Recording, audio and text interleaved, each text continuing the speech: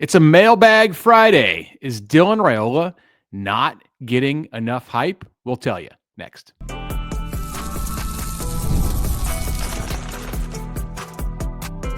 You are Locked On Nebraska, your daily Nebraska Cornhuskers podcast, part of the Locked On Podcast Network, your team every day. Hello, and thanks for making Locked On Nebraska your first listen every day. We are free and available wherever you get podcasts and on YouTube, part of the Locked On Podcast Network, your team every day. And today's episode is brought to you by Game Time. Download the Game Time app, create an account, and use the code LOCKEDONCollege for $20 off your first purchase. All right. Hello, everybody. It's Friday. Connor Happer from 1620 The Zone here. Mitch Sherman from The Athletic. It's a mailbag Friday, so thank you for bringing your questions. We'll get to those in a second. Quickly, yesterday ended up being kind of a big day. There was the John Cook retirement press conference where he kept it together for a grand total of about 13 seconds, which was basically to be expected. And then Nebraska basketball played a game last night where many things happened, including Nebraska winning against a top 25 team in overtime, but also the brief introduction of Nebraska's next volleyball coach, Dani Busboom Kelly, and the halftime annual football player dunk contest, which the belt was taken home by Heinrich Haarberg. Of course, we can never stop talking about Heinrich Haarberg on this show.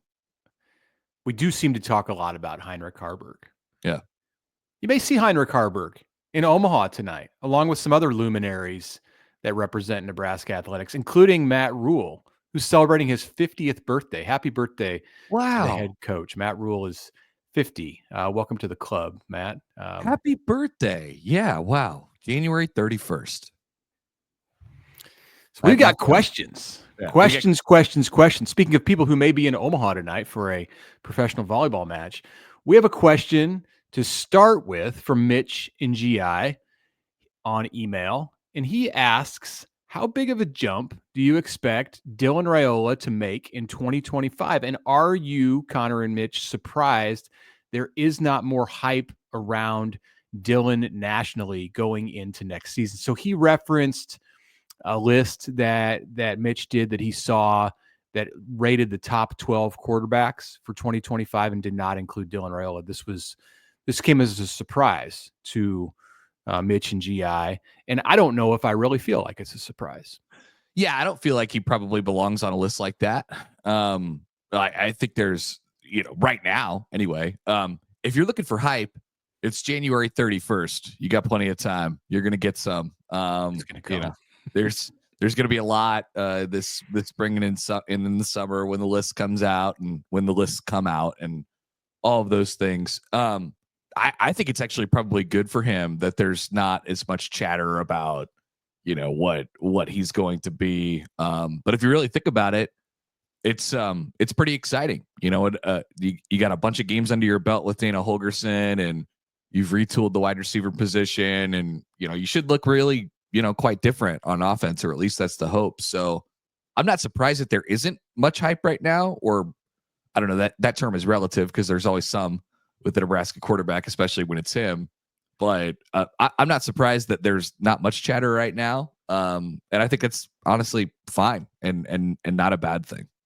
I'm trying to decipher like whether I think there is a lot of hype or there isn't a lot of hype about Dylan in 2025. Mitch is asking nationally, right? Like nationally, yeah, probably. Yeah, not. I mean, there's always hype in Nebraska around the quarterback, no matter who he is. And when you have a returning starter who was a former 5-star recruit, like there's plenty of hype around Dylan in the state here. Yeah. But like around the country, like the guys who are getting the most noise, like Sam Leavitt from Arizona State. I'm looking at a list on On3 now ranking quarterbacks in 2025. You have Drew Aller, who I think I'd probably put at the top of the list as far as hyped players, just because he was maybe expected to leave for the NFL and he's coming back to Penn State, which is a favorite to certainly a favorite to make the playoff, but one of the favorites to win the CFP in 2025. DJ Lagway, the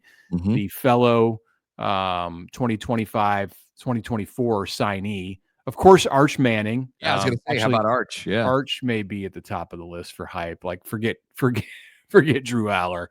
And then you get to some players who, like Garrett Nussmeier from LSU, Carson Beck is at Miami, Cade Klubnik, the Clemson quarterback, the transfer to Oklahoma, John Mateer, top transfer in the portal, Nico Iamaleava at Tennessee. Nice. I don't know. I don't know that Dylan has earned his way into that category. Yeah, this is how this works. Like, they'll look at stats. There will be some guy who's like, hey, rank a list of quarterbacks. And then they'll look at stats and then they'll sort them by like who's returning. And Dylan Raiola's freshman year was 2,800 yards, pedestrian, 13 touchdowns, pedestrian, 11 interceptions, pedestrian, and so if you wanted to, if you're trying to create hype, there has to be a story behind it. In Dylan's case, like you have to look at the complete picture, and the complete picture was, yeah, I think he will be a lot better statistically in 2025 because of all the things that I mentioned before, but it's not easy to see on the surface, and that's where these lists come from. The name and the recruiting ranking, it kind of stops mattering when you're a sophomore. It's more about what you've done at that point if you're a returning starter. So like, in the Big Ten, you see Luke Altmaier is on kind of the others receiving votes. Luke Altmaier, Jaden from Illinois, Jaden Mayava from USC, Dylan is there, Julian Sayin from Ohio State. And I kind of laugh at that one because he's ranked 25th out of 25 on this list. And he's another former 5-star. He redshirted, was in that class with Raiola and DJ Lagway. He hasn't played yet. So he hasn't played. So like and he's probably going to vault up the list because he's throwing to Jeremiah Smith. That helps. Yes, indeed. That helps. Let's go to question number 2 here. Scott writes in to the inbox here. How many defensive backs and wide receivers do you expect that Nebraska will carry on the 105? So basically a positional breakdown, Mitch. Are you prepared to answer this question? Yeah. So I went through this exercise last night as I was watching the basketball game, and I started to think about, all right, well, I mean, this is a legit question we should be asking, if not answering. How many players are you going to slot into every position in order to create a 105-man roster? And right now, Nebraska is just over 130. So you can look at what's going on and see where do they need to make the biggest cuts. And I think everybody looks to that defensive back spot where there are 26 on the roster in addition to the portal, to those who have come in from the portal, and that would be 3 who've come in from the portal. So you're like at 29. And what I came up with for the DBs was that by far the most cuts are going to need to be made in the secondary. I have 18 defensive backs on this kind of mock 105 that I laid out. And I think for the 4 or 5 positions that you're looking at there, that's kind of a realistic number. I also have 18 offensive linemen. Right now, Nebraska's at 23, because there's 22 coming back. Plus you have Elijah Pritchett in the fold right now. So here's what I got going on. And wide receiver was the other part of this question from Scott. I have it at 14, and that's pretty much where they're at. 13 returnees, and then you have the 3 who are coming in from the portal. So not a lot of attrition needs to happen. They're pretty much at a good number at receiver. So I got 5 quarterbacks, 7 running backs, 14 wide receivers, 7 tight ends, 18 offensive linemen, 15 defensive linemen, 15 linebackers, 18 defensive backs, and 6 specialists. I think 2 punters, 2 kickers, and 2 long snappers are just kind of the standard. Yeah, so those numbers all seem like proportionate to, like, you need a lot of defensive backs because you're going to play a lot of them at the same time. You need a lot of offensive linemen because you play 5 of them at the same time. But there will always be this kind of massaging of like, hey, can we give up 1 quarterback to get another wide receiver that we think is valuable, or another offensive line that we think can help us, or a linebacker that we think can help us. But yeah, that is when we get there, which we're still a little ways off from that at this point, although Nebraska has to be thinking about it.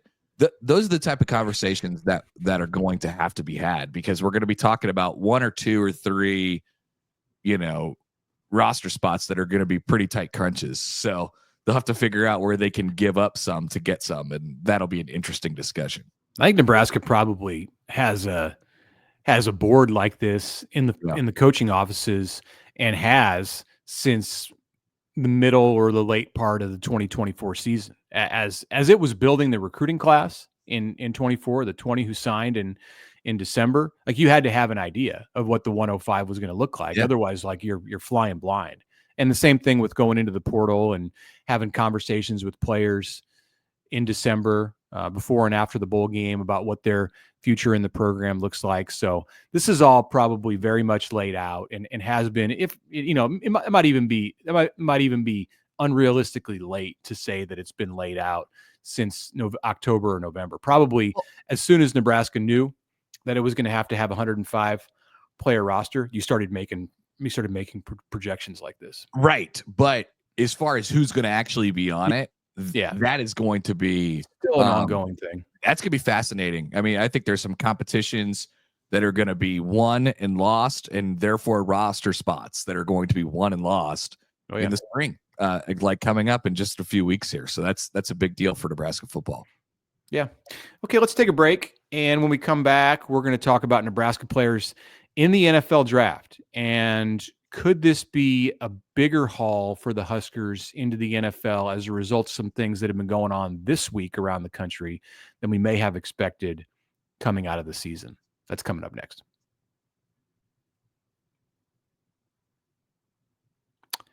But right now, in this moment, I have a question for you. Are you thinking about attending Super Bowl 59? Maybe you are. Maybe you aren't. The energy, the excitement, the connection that fans have with other fans and the teams on the field, it's unmatched, no matter the live sporting event that you are planning to attend. And if you want to find tickets, the place to go is Game Time to see any kind of live event. There's nothing like it. Game Time can help you elevate your opportunity to get into the stadium, into the arena, into the concert hall, into the theater, whatever it might be. I want you to check out Game Time's new feature. It's called Game Time Picks. It helps you get tickets with ease to the events that you want to see.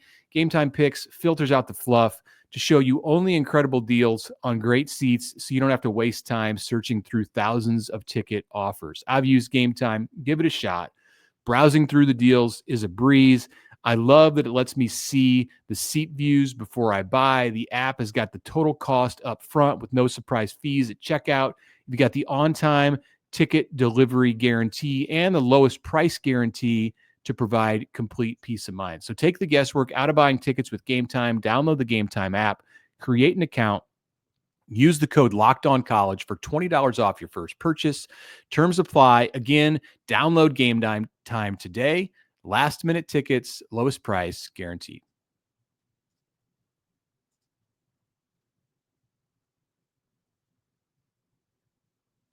All right, welcome back to this Friday mailbag edition of the Locked On Nebraska podcast. I am Mitch Sherman from The Athletic. Connor Happer of 1620 The Zone is with me. Connor, did you see Zac Taylor at PBA on television? He was shown sitting courtside, the Cincinnati Bengals coach. Courtside, he's like a once or twice a year guy now. He's Zach's first visit to PBA. Can you believe that? What? No, yes. He was there last year. He's seen Nebraska basketball on the road several times. They've gone around and seen the Huskers, but it was visit number one for Taylor, and I believe it was with two of his sons on Thursday night. I don't know. I could have swore that maybe he did something with the women's team. I think he did. He's been to a Big Ten tournament, perhaps. Yeah, but maybe that was on the road. Gosh, wow, that's surprising to me. The Taylors are big supporters. They're big supporters of Nebraska athletics. They watch all the games on TV. Watch volleyball, of course.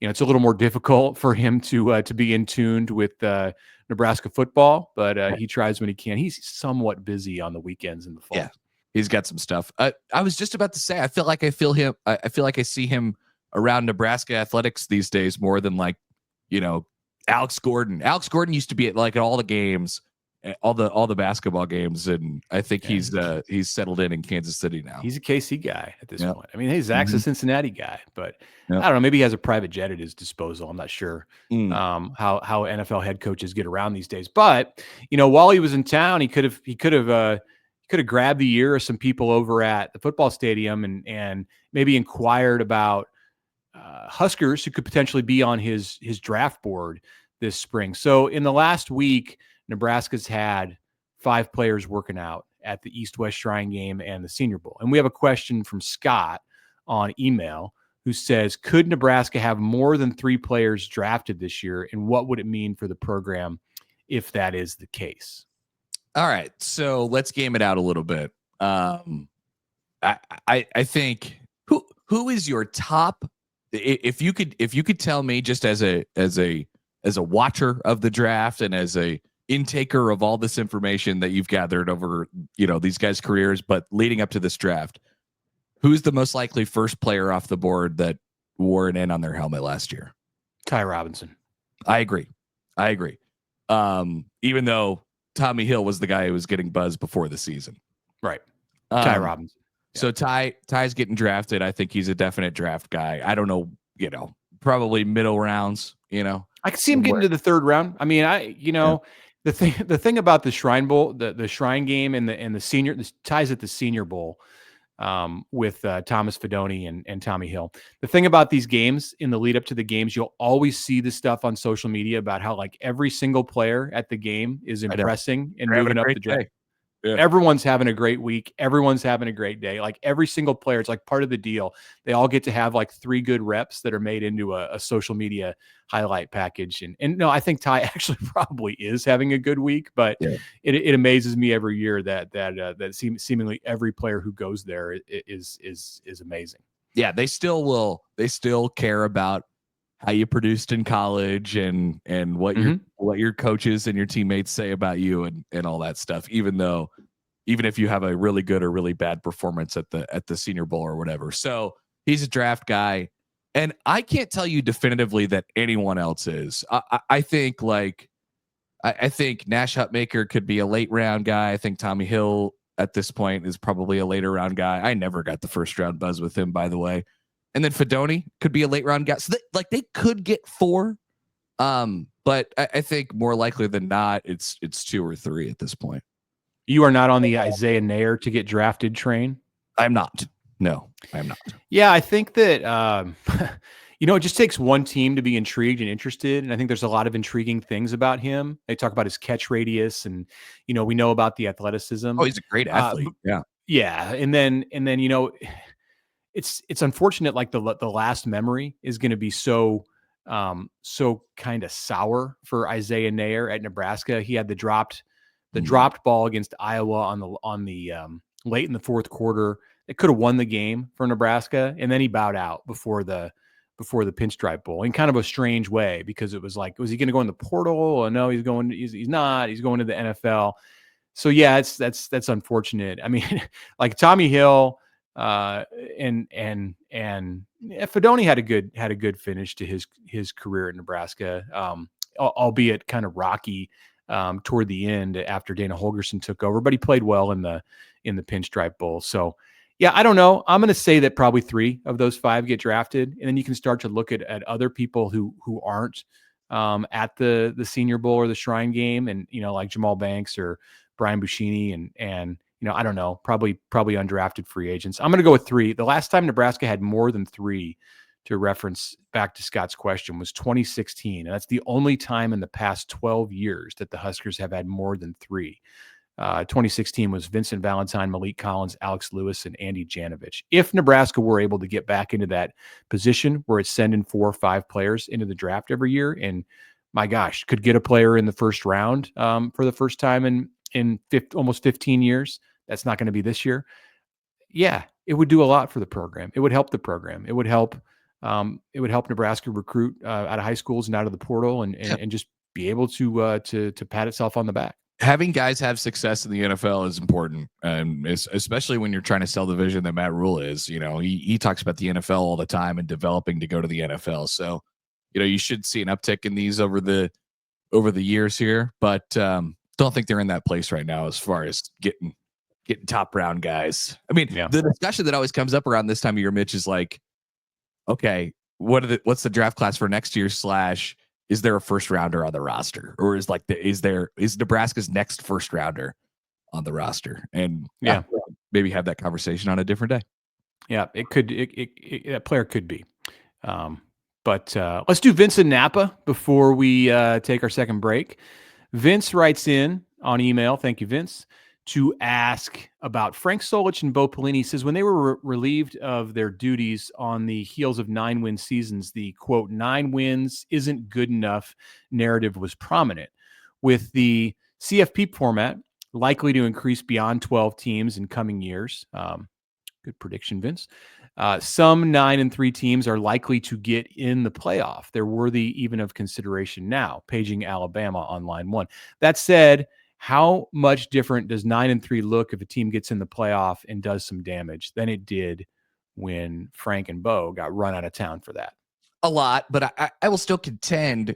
That it's how you finish. And so if you go 9-3 and then you make the playoff and you get bludgeoned by somebody at the start of the playoff, I don't think you leave that season feeling a whole lot better than you would have if you would have, if you lose to Iowa by 30 in your last. If you're a regular in the playoff, then I think that's the case. But say you are in Iowa and you've never been to the playoff and you go 9-3 and you get bludgeoned or win a game and then get bludgeoned, I think they're pretty happy about having made the playoff for the first time, or Nebraska or Wisconsin. Yeah. Context is super important, but like I always think about how you finish off seasons and the feeling going into the off season, and that helps the morale of the program and stuff like that.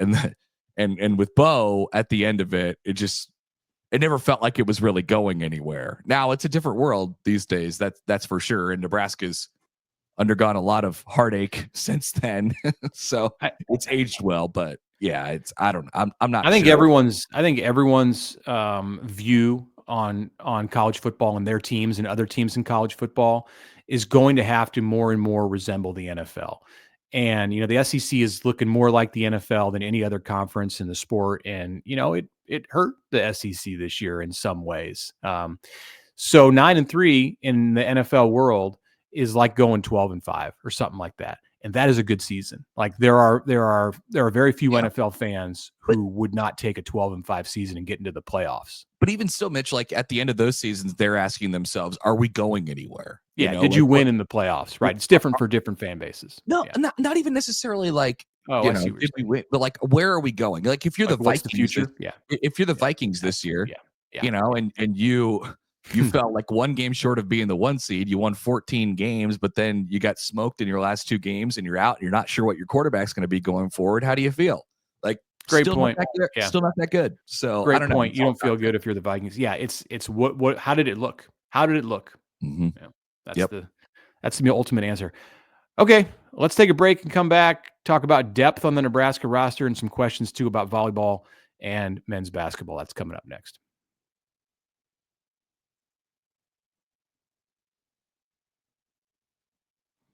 All right, flying through here on a Friday. Connor Happer, Mitch Sherman, back with you. All right, let's get to these questions before we get out of here. Here's Greg on YouTube. Can Nebraska get to a place where younger players, like second, third teamers, can get on the field and contribute to build depth? Back in the day, that's what made the difference for Nebraska in controlling games.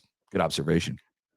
Well, it's not going to have as much depth because of the 105-man roster, and your third team is going to be the bottom of the barrel, and those still should be good players. They should be better players at the bottom of your roster, clearly, than what you had back in the day, Greg, when there were scout teamers and walk-ons who were getting in the game during the end of blowouts. Nebraska's just got to win games. Nebraska's just got to just got to get past the point of all of its games being close. in order to get experience for the second teamers. And he was talking specifically in his question about offensive skill spots. Like, you got to build depth and they're a couple steps away from getting to the spot where you're worried about controlling games because you've built depth through having had second and third teamers get quality reps. Well, I do think you want to get to the point though where you feel like you can put in your non-starters or guys who aren't your like dudes, your top, 5 or 6 guys in the entire team or whatever that you have to lean on. You could put those guys into the game comfortably and trust them, right? Like receiver and running back. Yeah. That's a step that's important. So I don't know if that exactly answers the question, but yeah, Nebraska definitely needs to get back to the point where they're not completely throwing all their eggs in the basket of 1 or 2 players on the team, because that's unhealthy. So it can get there, but there's some hurdles still to clear before they're at that point to really even try. Okay, from Matt on YouTube, did John Cook get out because he didn't want to deal with the portal anymore, plus NIL, revenue sharing? Do you know how he felt about the changing ways in college sports? And is the coaching transition to Dani Busboom Kelly made more difficult because of the new revenue sharing responsibilities on her plate this year? Man, it's interesting. I think Cook, I take Cook at his word when he said yesterday, like, there was just a lot, like, I've been thinking about this. And then you sort of carry that out and you say, all right, when you think about it enough, you ultimately, it probably time to go if you've been thinking about it so much. And to the point of the question, it's a natural sort of breaking point as well. And the timing worked out, and you're going into this different world in college athletics. So Cook is always an adapter and an evolver. Like he could have been okay, but I'm sure that he doesn't love it. I'm sure he doesn't love it. He didn't talk about that much yesterday. And the transition, like, changing coaches now as you head into this new world, it probably is that's probably for the best, right? It's a hard stop, and these responsibilities are different now for Dani Busboom Kelly than they were for John Cook. Yeah, she's 39, he's 68. I mean, it's going to be more natural for her just to be able to identify with her players, and like Cook said, she's going to have more fun with her players than with their players, with Nebraska players, than John did, even though, he was a young 68 and there weren't a lot of coaches his age who were making TikTok videos, but John was out there doing that. So he was a great adapter, but it's all going to come more naturally, I think, for Dani. And I don't think that it's more difficult now than at any other time to make this kind of a transition, because she's not doing this on her own. I got to visit yesterday with Kristen Brown, who is Nebraska's volleyball sport administrator under Troy Dannon. And she came to Nebraska from Texas A&M last summer in July, and I was impressed with her great grasp on, of course, is a great grasp, but like control over all of this situation. Like, she's very much actively involved in everything that's happening with volleyball. So you have her at the top, and of course Dannon at the top, and Dani is keeping Jalen Reyes and Kelly Hunter and the longtime operations director Lindsey Peterson. Like, it's all there for her. Like, it's turnkey. She's walking in, the roster's in great shape. So I think the transition is going to be about as easy as it possibly can be. And they'll deal with revenue sharing. It's new to everyone this year, and it won't be, and she would have dealt with it at Louisville. So it's not going to be any more difficult for her because it's a new school. Nick emails in a basketball question. This is good. Fred Hoiberg is known as an offensive coach. It seems that during Nebraska's recent losing streak, the defense was inconsistent and led to the losing. Opponents are hitting threes at way too high of a rate, definitely. In fact, over Nebraska's losing streak, which ended last night, they were last in the country in percentage of three-pointers made against them over that period of time. Offense is streaky, but defense should travel. It's about effort. Is this team lacking consistent effort? Nick asks. Well, we saw some defense played last night, and I think that was the big thing, was the intensity was up from Nebraska. And it almost got away from the Huskers at the end. They led the entire game. Illinois never led in the game. Is that what I what I heard on the TV broadcast, and then at the end of regulation. had a chance. Yeah. Had a shot to win it at the buzzer, and it rolled around the rim and went out. And then Nebraska dominated the overtime period. But I do think the defense was lacking for sure in the losing streak, and you attribute some of that to more than effort. I think it was confidence and just kind of having Nebraska lost its identity a little bit over the last 3 weeks, and it took a step last night to start to get that back. So it's one thing to build on. I do agree with Nick. Defense should be something that you can take on the road. Like shooting is going to come and go. Defense, like if you're a mature team, which they are, you ought to be able to take that into any arena and play with the kind of intensity that you do at home. And Nebraska has not shown that consistently. Yeah. Especially when you're the type of team that they're trying to be. Like they have to have, and it's not just playing good defense. Like they have to have teeth, like it has to be, they have to control the game with their defense because of their offense and how, as Nick mentioned, inconsistent it is. It just is. So that defense has to work for them all the time. And over those 6, like I said, you can't go through a 6-game stretch where, obviously you lose all the games, but you're allowing threes at 45%. I mean, wow. It's ridiculous. And that's why it was last in the country during that period of time. So yeah, that's an effort thing. That's a confidence thing. That's a scheme thing. That's an everything thing. So I think they took this week and really had some heart to hearts, it sounded like, and had some important conversations, and it looked a little better, I thought, last night.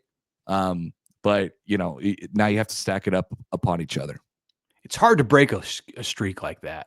Yeah. It's especially hard to do it against a good team like Illinois. Illinois didn't look great last night, but Illinois is a good team. And, I think Nebraska's just been fighting a lot of stuff. And to the point about Fred being an offensive coach, like Nate Lenzer's a defensive coach. Like he's the guy who's out there running the defense, orchestrating Nebraska's defense. And he's very adept at that. It's just getting it to translate on the court has been tough over the last few weeks. John comments in on YouTube. What's the deal with Brett Bielema? First he goes after Lane Kiffin, and now he goes after Jim Harbaugh. Yes, I have seen these. Is Bielema, for most fans, the most likable coach in the Big Ten after the coach of the team that each individual fan cheers for? Wow. Interesting question, John. Who do you like in the Big Ten? If you're a fan of Nebraska, let's say you're a fan of Nebraska, like you don't like Kirk Ferentz, you don't like PJ Fleck, you don't like Ryan Day, you don't probably like James Franklin, Lincoln Riley. Nope. No. Yeah. Who do you like? I mean, I might say Dan Lanning in that category. I think he's a likable guy at Oregon. I mean, the question here about Bielema is like, okay, so Bielema is just like a bull in a china shop. He's just getting after people. Like he doesn't care. He's Brett Bielema. I'm going to take you down. Like, I think that's, as long as he's not going after your coach, I think it's somewhat comical and can make him a little bit likable, if in a cartoon figure kind of way. I don't know. If you asked that question, if you pulled the entire Big Ten, maybe you could run this on The Athletic, or Doctorman can, like, likable coach, pulling Big Ten fans on the most likable coach or least likable coach. He could also finish last. I think Bielema would end up closer to the bottom than the top. Yes. I really think that. Now, like you just mentioned, there's a lot of guys that like Nebraska fans, if you pulled them, they'd be like Fleck, nope. Ferentz, nope. Out. Ryan Day, nope. Signetti, nope. James Franklin, don't care. He's the new villain. Yeah, out. I don't know, like Jonathan Smith. Do you have any opinions on him? No, he's not in the conversation. Like the Purdue coach is not in the conversation. Yeah. Barry Odom. Yeah, Barry Odom. Not yet. Let him coach a game first.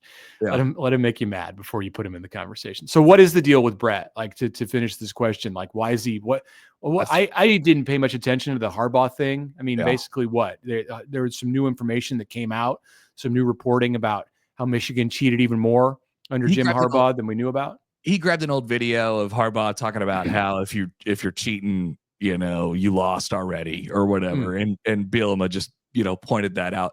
I think what the deal is with Brett right now is that he is confident his team might be top 15 preseason next year. And I think he's just trying to get the word out there about Illinois football. I think that's His team might be overrated next year.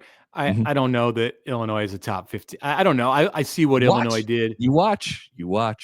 Yeah, I heard him talking about his brothers Bart and Barry too. So that was fun. Mm-hmm. I know what that house was like growing up. Bart. All right. Final question from Brian on YouTube. He asks, Connor, do you have a beard care sponsor? Okay. No. I'd be open to having one. Thank you. But is this a question of like, do I need one? Are you saying that I need one? I don't know. It's open-ended. Yeah. No, I keep it. This is all self, this is all natural. Like I'm keeping it going myself. Every once in a while I go to the barber and like they'll mess with it, but nah, man, I keep the lines straight myself. Okay. If you want to sponsor Connor's beard or have any other ideas for local sponsorships for us, drop us a line, lockedonneb@gmail.com. We'll set you up with the Locked On folks and you can help take care of us. Please do. That is it. That's it for this Friday. We are going to be back with you on the weekend, possibly on Saturday, to discuss what Matt Rule has to say. He is speaking to the media at 10 a.m. tomorrow morning before he sets out into the Huskers Junior Day event in Lincoln. So all the news coming out of Nebraska is not going to stop as we get to the into this weekday period. Matt Rule will be having a press conference, and we will be with you to let you know what we think about the things that he had to say. That is the end of this show. Thanks for making the Locked On Nebraska podcast your first listen today. For your second listen, go check out the Locked On Big Ten podcast. Craig's got you covered. He puts the Big Ten first. Find that Locked On Big Ten podcast on YouTube or wherever you listen to podcasts.